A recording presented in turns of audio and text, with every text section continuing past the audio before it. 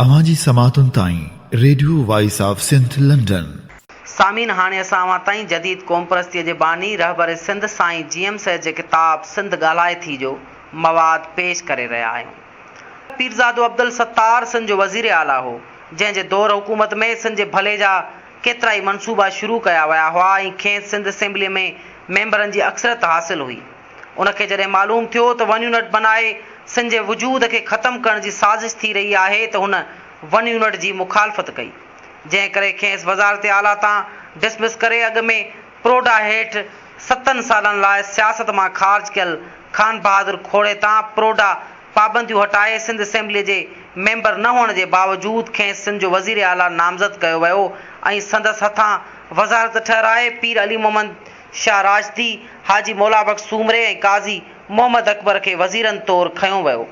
खोड़े हथां सिंध जे ख़ुदि मतिलब ऐं बेगैरत ज़मींदार क्लास जे मेंबरनि खे ड्रेजारे SPR ऐं पुलिस जी मौजूदगीअ में डंडे जे ज़ोर ते सिंध असेंबलीअ मां वन यूनिट जे फ़ाइदे में ठहराव पास करायो वियो। ठहराव जी मुखालफ़त कंदड़नि खे जेल में मोकिलियो वियो, जिन मां हिकु आऊं बि हुयुसि, जंहिंखे जून 1955 ईस्वीअ ताईं जेल में रखियो वियो। नंबर 3 बहावलपुर रियासत जे वज़ीर आला सैयद हसन महमूद खे डिसमिस कयो वियो। नंबर 4 सूबे सरहद जे वज़ीर आला सरदार अब्दुल रशीद खे लालचू ऐं कूड़ा दिलासा ॾेई फ्रंटियर असेंबली खां वन यूनिट जे हक़ में ठहराव पास करायो वियो, पर जॾहिं हिन थियल वाइदनि जे ख़िलाफ़ कमु थींदे ॾिठो त हिन एहतिजाज करे खेसि वज़ारत आला तां हटायो वियो। नंबर 5 वन यूनिट जी मुखालफ़त कंदड़ सियासतदाननि मां खान अब्दुल गफ़ार खान, खान अब्दुल समद खान, काज़ी फैज़ मोहम्मद, हैदर बख्श जतोई ऐं मूंखे जेल में मोकिले असांजो आवाज़ दॿायो वियो। नंबर 6 आइन साज़ असेंबली 1956 ईस्वीअ में मुल्क जो आइन तयारु करे छॾियो हो।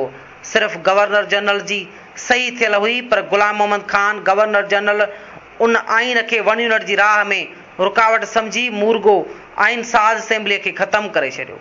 उन ते आइन साज़ असेंबलीअ जे स्पीकर मौलवी तमीज़ुद्दीन खान उन गैर क़ानूनी आर्डर ख़िलाफ़ सिंध हाई कोर्ट में रिट दाख़िल कई ऐं कोर्ट गवर्नर जनरल जे फ़ैसिले खे गैर क़ानूनी करार ॾिनो।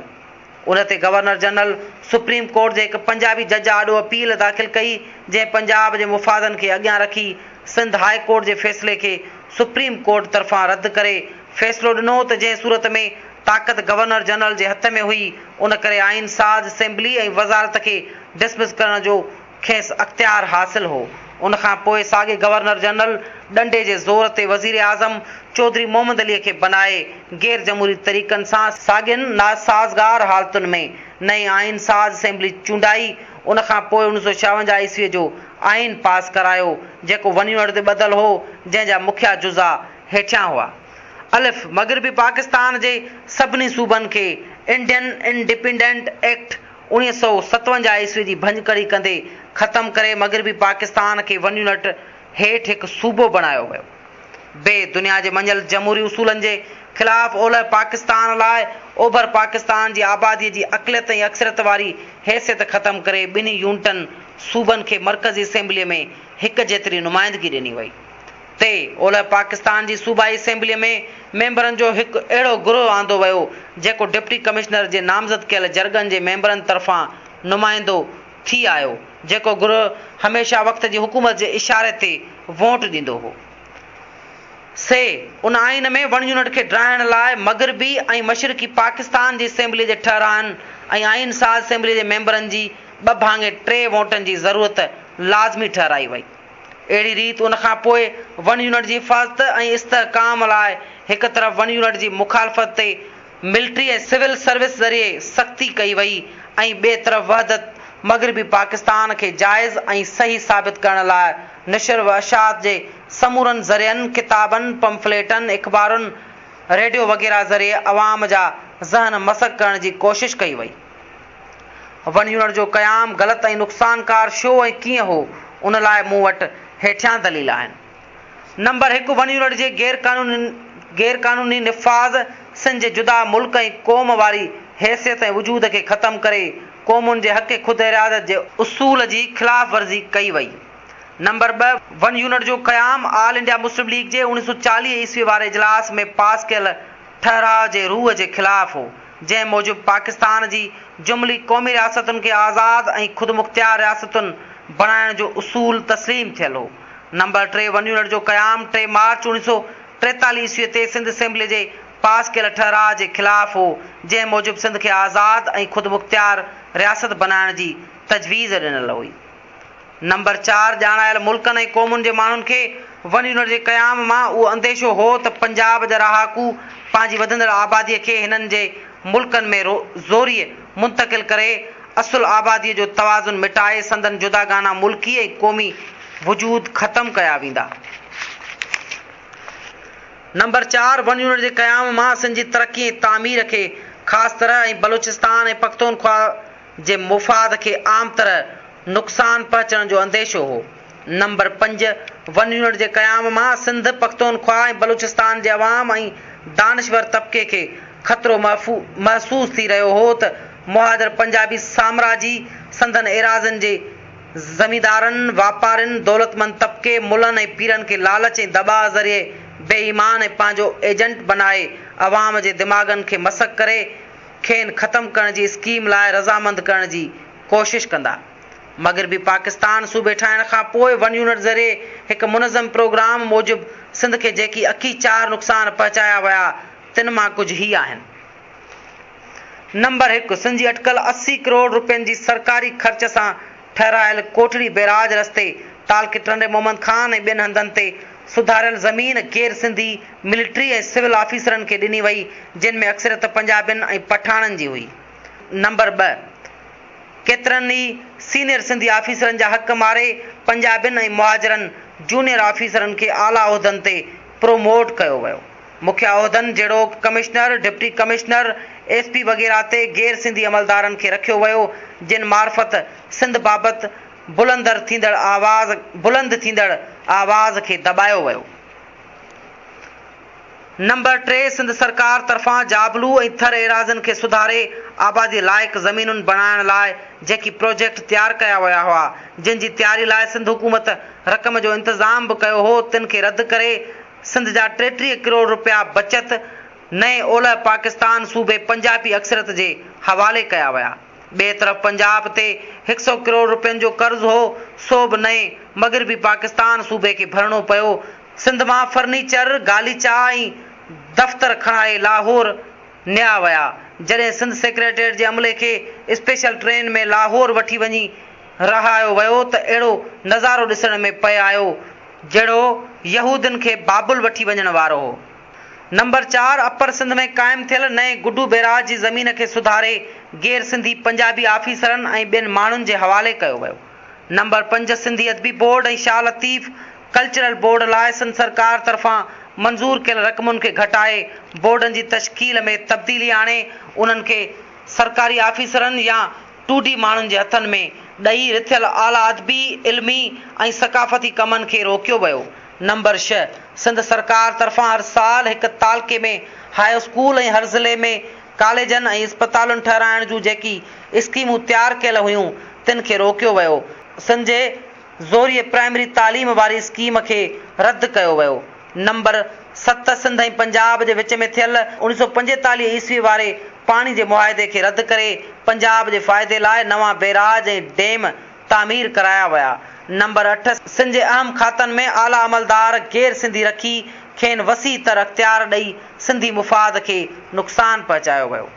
नंबर 9 इक़्तिसादी मामलनि सां वास्तो रखंदड़ खाता जहिड़ो वापडा पिकक PIDC ADC वग़ैरह मग़रिबी पाकिस्तान बुनियाद ते इदारा ठाहे उन्हनि जी चार्ज गैर सिंधी ऑफिसरनि खे ॾेई सिंध जे माली फुरलुट कई वई। नंबर 10 PIDC मार्फत स्कीमुनि ते ख़र्च कयल 200 करोड़ रुपयनि मां सिंध ते सिर्फ़ 10 करोड़ रुपया ख़र्च कया विया। नंबर 11 सिंध में ॿाहिरीं ऐं ॿधे वापार ऐं कारखाननि बर्पा करण जी पॉलिसी अहिड़ी ठाही वई जो उन्हनि जी हिकु हटी गैर सिंधियुनि जे हवाले थी वई।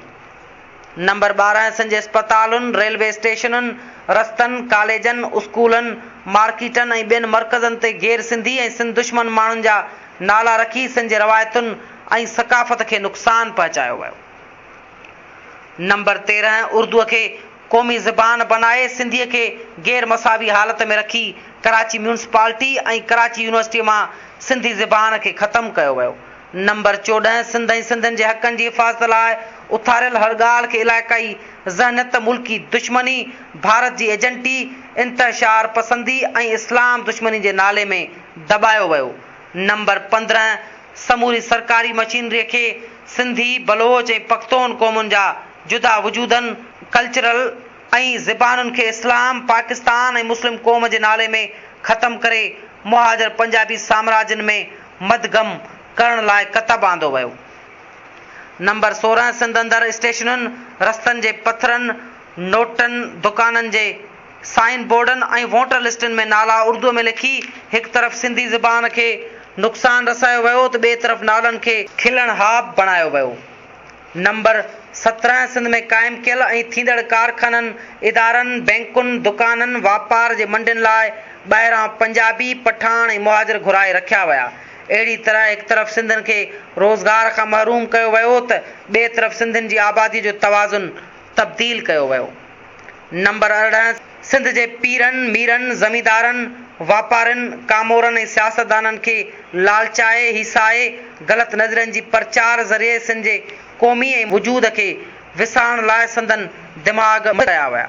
नंबर 19 वन यूनिट दौरान मरकज़ी सेक्रेटेरिएट में गैर सिंधियुनि जी घणाई रखी वई ऐं जेकी थोरा घणा सिंधी उते रखिया विया तिन खे अहिड़ो तंग कयो वियो जो केतिराई नौकरियूं छॾे आया ऐं केतिराई तकलीफ़ुनि ऐं मुश्किलातुनि में मुब्तला थी दाहूं कंदा रहिया। नंबर 20 सिंध जो नालो हर जॻह तां मिटाइण जी कोशिशि कई वई। हैदराबाद सिंध स्टेशन तां सिंध जो नालो कढियो वियो। कुंडरी सिंध खे कुंडरी पाक कयो वियो। लिफ़ाफ़नि, किताबनि, पंफलेटनि में सिंध लिखणु ॾोह करार ॾिनो वियो। सिंध साबिक़ सिंध थी वई। सिंधड़ी तुंहिंजो नां वरितो ॼण कारी हर ते पेर पियो। उहो सभु कुझु वन यूनिट वक़्तु सिंध जे वज़ीर आला ख़ान बहादुर खोड़े सां मरकज़ी सरकार जे कयल मुआहदे जे ख़िलाफ़ थी रहियो हो। हूअं बि पाकिस्तानी हुकुमराननि 1946 ईस्वी खां वठी नंढे खंड जी मुस्लिम अक्सरियत वारनि इलाइक़नि सां कयल मुआहदनि जी सदाई ख़िलाफ़ वर्ज़ी पए कई। Zahir Ali Pirzado, radio voice of Sindh, London. सिंध मुंहिंजी अमा सूह तुंहिंजी मथां छा लिखी, छा लिखां, छा लिखी, छा लिखां। सिंध मुंहिंजी अमा, दुनिया जा सिंधियो हिकु मुठ थी सिंध बचायो। सिंध मुंहिंजी अमा सूह तुंहिंजी मथां छा लिखी, छा लिखां। सिंध जो क़ौमी आवाज़ radio voice of Sindh, London.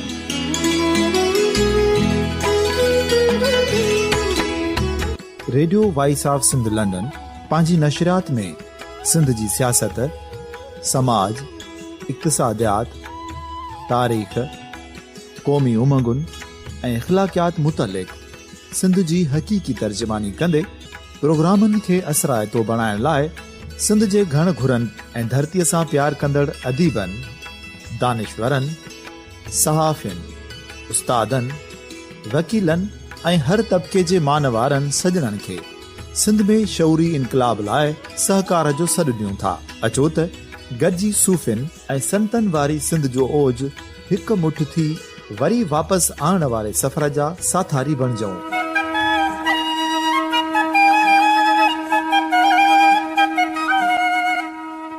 हिकु नए सुबुह जी शुरूआत जो पड़ाॾो घर घर, ॻोठ ॻोठ ऐं शहर शहर ताईं पहुचायो।